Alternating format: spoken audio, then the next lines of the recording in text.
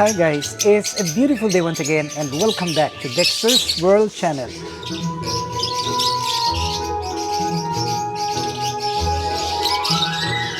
For today's video, allow me to make an update about the breeding of our African lovebirds.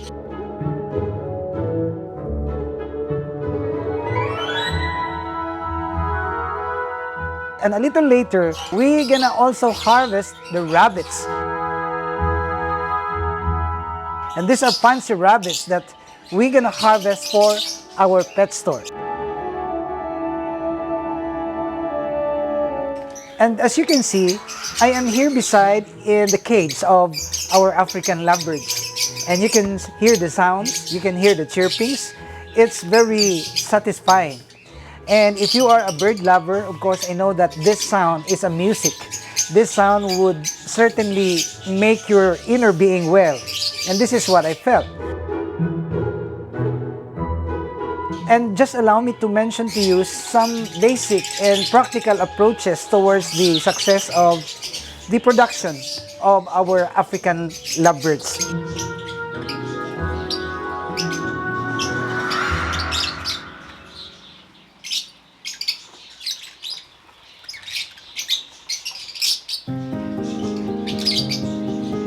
There are actually 3 seasons which I have noticed insofar as the breeding of this African lovebirds.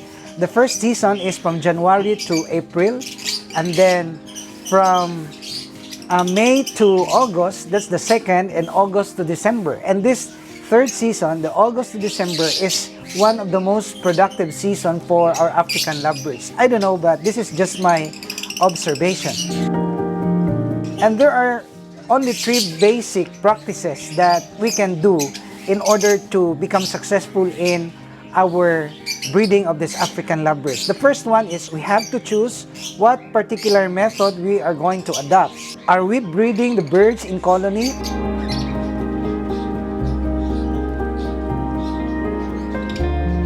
Or we will, put them in their individual cages by pair. So in my case, I chose to breed them in colony.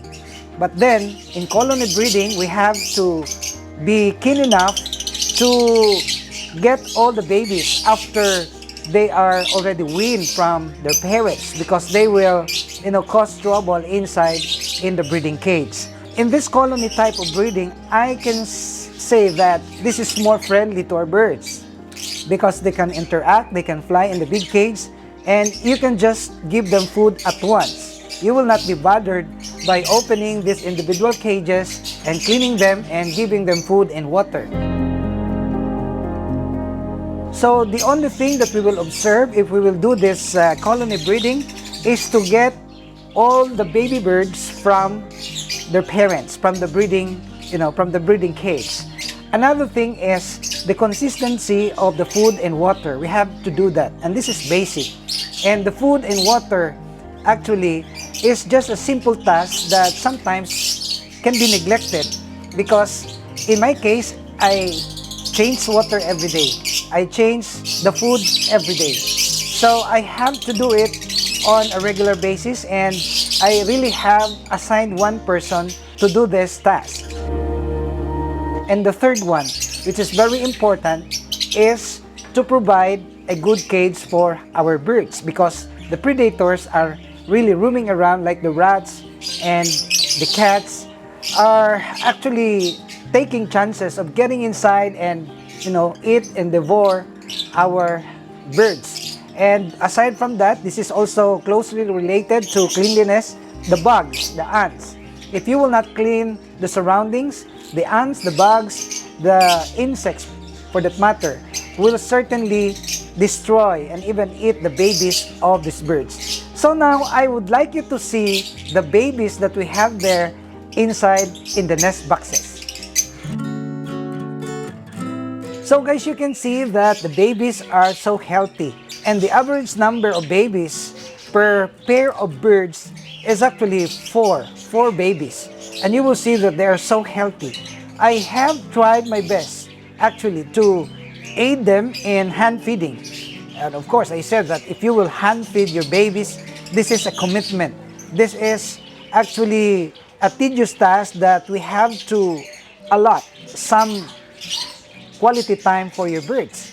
And in fact, we are already very successful about hand feeding, but still, I would like to say that leaving these babies for the care of the parents is one of the best things that you can do, because these parents are watching them 24/7, and they will provide the heat, they will provide all the vitamins that these babies are needing. So this is one of the best. If you don't have the ample time to hand feed your babies, then it's good that you will leave them to your parents. And one thing that you can do is just to give them sufficient amount of food. You know, I'm thinking about releasing these birds outside to the wild, and they will just come back here and eat their food and lay eggs. I don't know if this is feasible, but in my observation, all those that have escaped, accidentally escaped from the cage, are actually coming back. They're returning back because they know that they can eat here. And this is one of the things that sparks my mind. Maybe we will try to release all of them because I wanted them to live, naturally and produce naturally. And I don't know if this is feasible. Of course, you can still have the control because during the night they will come here and sleep and even have the control of their babies. And I would like to ask for your opinion about this. If you are breeding these African lovebirds, would you like to release them in the wild and hopeful that they will come back and lay their eggs in the normal or the usual cage that they have? Please do some comments. We will harvest our rabbits. These rabbits are the fancy breed that we can sell at a high price because they are for pets purposes. And I'm so happy that our breeding of rabbits still continues in the old farm. We still have a couple of pairs, and this is what we have produced. And we will bring this to the pet store. You will see here that these cages are already filled with very little bunnies, very cute, that we can harvest. And please watch this because we're gonna harvest 10 of them.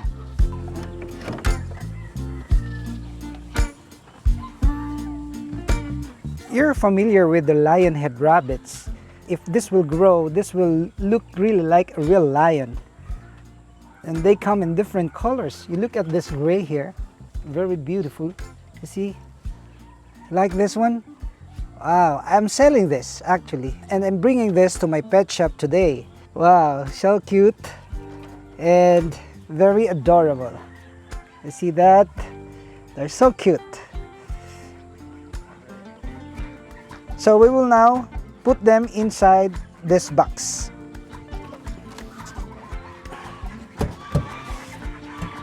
Good morning. Oh, yes, yes, yes. You will have new home. You will have new home. I know that you will enjoy your new home.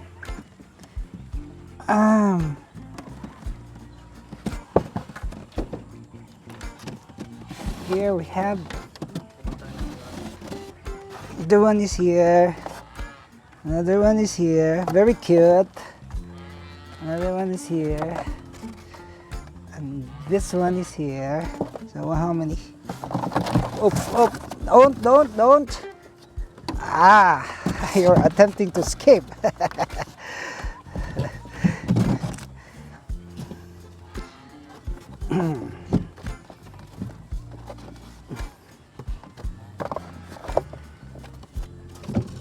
One, two, three, 4, 5, 6, 7, 8, 9. Actually, we're selling 10. In our old farm, we were able to produce thousands of these bunnies. And if you were with me during pandemic times, you have witnessed how we produce the rabbits. They're amazingly placed in just, the ground, and they will dig and, bury their kits. And then, if these kits will reach up to 3 weeks to 1 month, this will come out, and you will be surprised that there are plenty of babies that are coming out from underneath the ground. And this earns millions of views actually, because we have there the methods on how to do it. And these babies are produced with the other method, which is putting the rabbit breeders in elevated cages, because these are not actually as hardy as the Californian or even the New Zealand breed. We have another colors of rabbits. We actually had 30 new babies right here, and I'm bringing 10 of them by batches, of course. And you will see that they have another color. It's a combination of black and white. And you will see now that they are eager to eat their pellet. Well, one thing more about the giving of the food. Don't prematurely give grasses to our babies, especially water spinach. Don't do that, because this will cause diarrhea, and their gut will really become very affected. The digestion system will be really affected. And one of the tips that I can mention is you only start giving them with, with small, frequent leaves when they will reach up to 1 month old. So what you're gonna feed is the pellet for the rabbits during this period, the day old to 1 month. And then after 1 month, that's the time that you're gonna start giving them with this grasses. So guys, you will see that we have improved our dikes in the perimeter of the pond. What's good thing about this is we were able to add more water to make the pond deep. So the pond now has a depth of more than 3 feet. This makes the water quality so good. And you will see that this catfish are thriving. And you will see the plenty of catfish that's already big together with the ducks. And they're eating this, fish food. See that?